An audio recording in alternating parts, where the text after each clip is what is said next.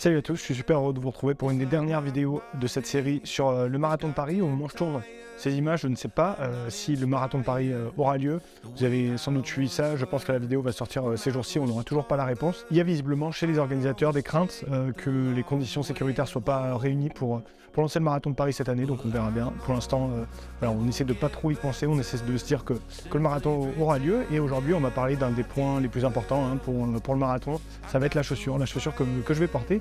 Vous allez voir, je vais évidemment parler de cette chaussure que j'ai choisie pour ce marathon de Paris 2023, mais je vais aussi parler de toute une gamme de chaussures avec lesquelles j'ai quand même beaucoup couru pendant cette préparation. Je voulais profiter de cette occasion de parler de la chaussure que j'avais choisie pour parler de la gamme au sens large. Et cette chaussure, c'est une chaussure de chez ASICS, la Metaspeed Sky Plus ou Metaspeed Sky 2 d'ailleurs, je ne sais pas trop comment il faudrait l'appeler. En tout cas, c'est cette chaussure.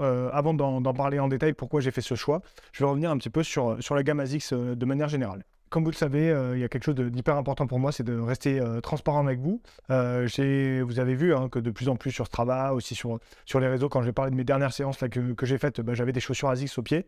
Si je suis au marathon de Paris cette année, si je vais prendre le départ, c'est grâce à ASICS, c'est grâce à Top 4 Running, parce que c'est eux qui me fournissent le dossard, donc forcément, évidemment, vous imaginez bien que si ASICS me fournit le dossard, je ne vais pas me ramener sur la ligne de départ en Nike, en Adidas, en Saucony ou que sais-je, donc évidemment, voilà, j'étais contraint, entre guillemets, de partir avec des chaussures ASICS. Contraint, c'est pas du tout le bon mot, évidemment, parce que ASICS aujourd'hui, je pense, fait les meilleures chaussures de running sur le marché, de manière globale. Si on prend vraiment la big picture, je pense que c'est ASICS qui a la gamme la plus complète, en tout cas.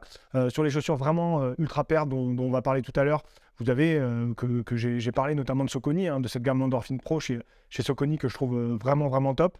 Je vais partir avec ces Metaspeed Sky Plus. Et clairement, c'est vraiment pas un désavantage. Ce serait vraiment mentir de dire le contraire. C'est une super chaussure, j'en parlerai tout à l'heure plus en détail. Mais voilà, c'est aussi pour ça que je pars en ASICS. C'est pour ça aussi que je pars avec ces chaussures-là. Si j'avais eu le choix, je ne sais pas trop avec laquelle des chaussures du marché je serais parti. Mais là, finalement, ça m'évite de faire un choix, entre guillemets. Et quelque part, c'est peut-être pas plus mal. Comme je vous le disais, c'est pas du tout une contrainte de partir avec des chaussures ASICS parce que je pense que ASICS offre la gamme la plus complète de chaussures de running sur le marché aujourd'hui. C'est assez fou ce qu'ils ont réussi à développer en quelques années. Évidemment, Nike avait pris de l'avance il y a 4-5 ans quand ils avaient commencé à sortir la gamme Next. Maintenant, ASICS a vraiment rattrapé son retard. Et je crois que si on prend encore une fois un peu toute la gamme, c'est ASICS qui est devant. Parce qu'il y a eu de la chaussure de récup jusqu'à la chaussure performance. Je pense que c'est eux qui ont les modèles les plus performants. On va rentrer un petit peu dans tous les modèles que moi j'ai utilisés pour cette prépa marathon. Je commence avec la Gel Nimbus 25 qui a fait pas mal parler d'elle cet hiver parce que je trouve qu'ASICS a eu une communication assez intéressante autour de la chaussure. Ils ont fait avec quelques influenceurs, quelques médias, un peu un teasing autour d'un prototype qui était couleur blanc, qui était une chaussure toute blanche. Je pense notamment à Ronix qui l'avait utilisé au Kenya. Ça avait fait des belles images d'ailleurs avec cette chaussure blanche un peu devenue rougeâtre avec la terre du Kenya. Donc voilà, ASICS a mis beaucoup de moyens pour communiquer autour de cette Gel Nimbus 25 qui a été totalement revue. C'est vrai que la Nimbus c'est une chaussure qui est historique chez ASICS. Et là, pour le coup, ASICS avait l'objectif de changer complètement sa chaussure et d'en faire vraiment une chaussure hyper confort là où les anciennes générations, c'est quand même des chaussures vraiment à l'ancienne avec des mousses un peu à l'ancienne. Là, on a une mousse qui va être beaucoup plus moelleuse. Et donc vraiment une chaussure tournée pour des footings de récup, pour de l'endurance. Vraiment pas une chaussure destinée à faire des séances de vitesse et finalement une chaussure assez peu polyvalente je trouve. Pour les grandes caractéristiques, 200 €, donc une chaussure quand même vraiment assez chère je trouve. 290 grammes, une chaussure pas forcément légère, mais une chaussure voilà, avec il me semble 8 mm de drop et un stack qui est assez énorme. Une chaussure qui est, on doit le dire, pour ce qu'elle est prévue, elle fait vraiment bien le job. C'est vraiment une chaussure, comme je le disais, de récup, chaussure pour faire de l'endurance, chaussure, voilà, vraiment l'amorti est hyper moelleux, hyper doux, et dès qu'on a des courbatures, ce genre de choses, qu'on a envie d'aller un peu courir, c'est vraiment une super pompe pour ça. Après, je la trouve assez peu polyvalente parce que elle va être quand même vraiment limitée pour ça, et je trouve que aussi le prix est assez cher. Je vais parler d'une autre chaussure juste après, comparé à cette autre chaussure, je trouve que c'est... Vraiment, on peut se dire que dans une gamme, on va prendre cette chaussure plus une chaussure vraiment performance.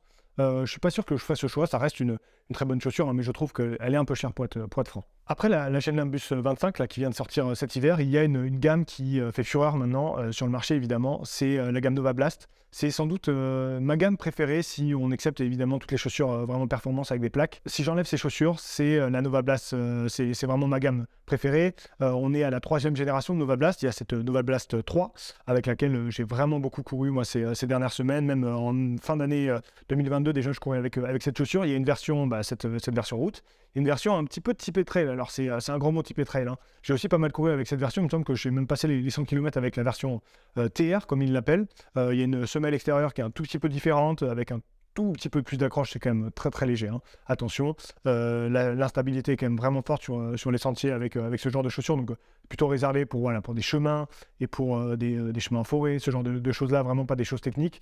Mais en tout cas, il y a une autre version, un tout petit peu plus typé trail chemin qui est sortie. Et puis, il y a cette Nova Blast 3 qui est pour moi vraiment une des meilleures chaussures qu'il y a aujourd'hui sur le marché. C'est un confort absolu, cette chaussure. 253 grammes. Depuis la première version, ils ont réussi à baisser le poids de la chaussure, ce qui en fait aujourd'hui une chaussure hyper polyvalente.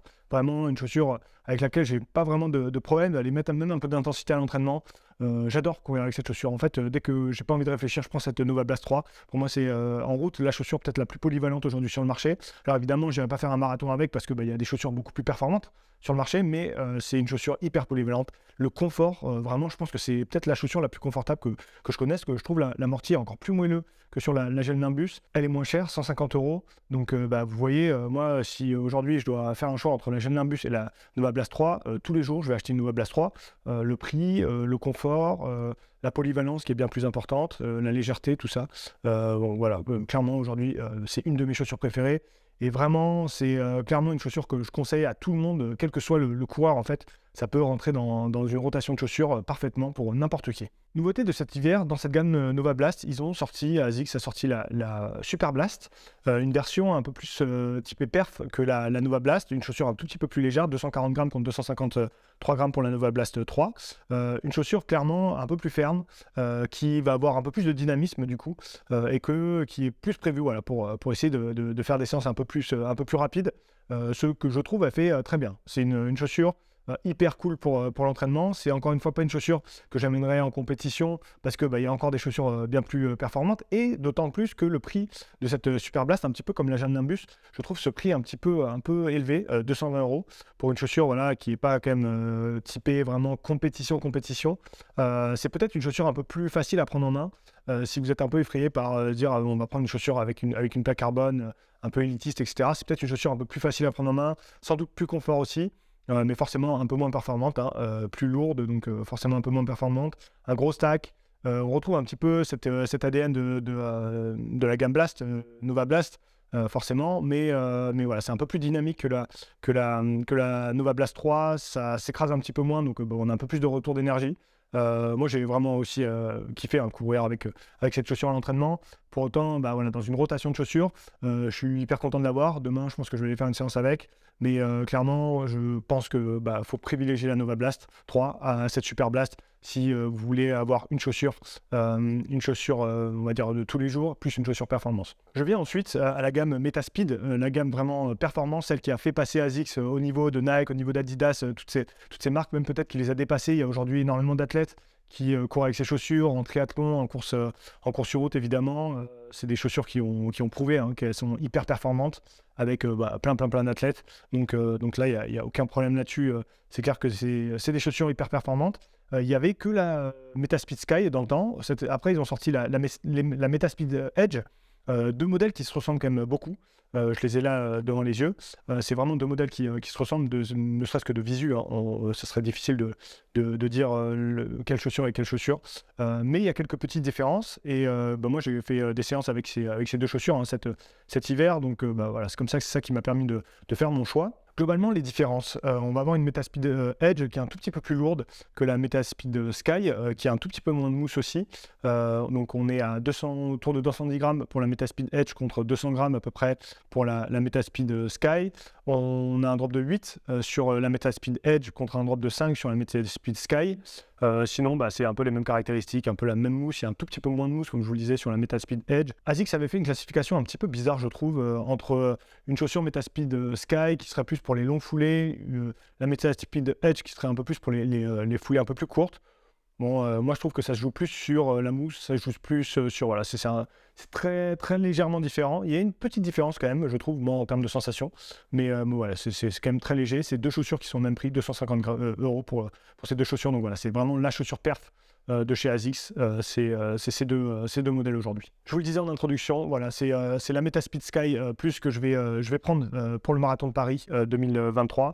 Voilà, je suis quand même hyper enthousiaste à l'idée de courir avec. J'ai encore fait une séance ce matin, la dernière ce matin avec cette chaussure.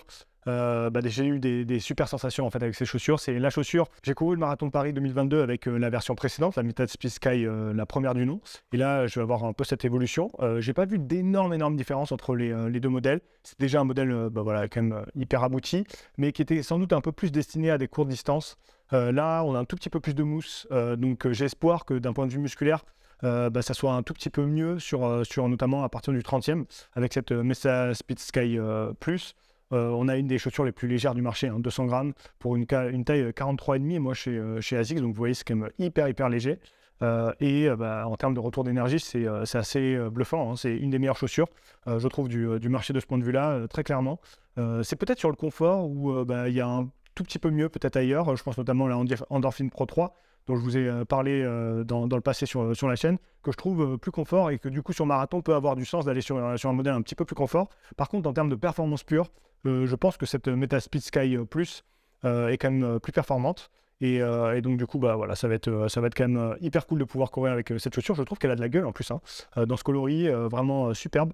Donc voilà, ça va être mon choix pour ce marathon de Paris 2023. J'espère qu'elle va m'amener vers un record perso et que voilà, je vais prendre beaucoup de plaisir avec cette chaussure. Voilà, c'est comme ça que je conclus cette vidéo sur mes chaussures pour le marathon de Paris 2023, où je vous ai fait un petit peu un panel de toute la gamme ASICS aussi. Vous voyez, une gamme hyper complète. Si aujourd'hui je devais vous conseiller une rotation de chaussures, ça serait évidemment la nouvelle Blast 3. Pour moi, c'est le meilleur choix aujourd'hui sur le marché du running.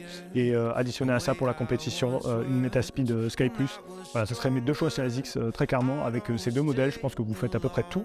Et je pense que vous le faites plutôt bien. Donc ça c'est clair. Et ASICS a fait encore du super boulot. Il y a des nouvelles choses qui vont arriver là dans le futur. Il y a déjà des protos qui tournent un petit peu sur les réseaux. Donc impatient de voir ça de mon côté. Et moi c'est parti pour ce marathon de Paris. On se retrouve très vite pour de prochaines vidéos et ce marathon de Paris de l'intérieur évidemment.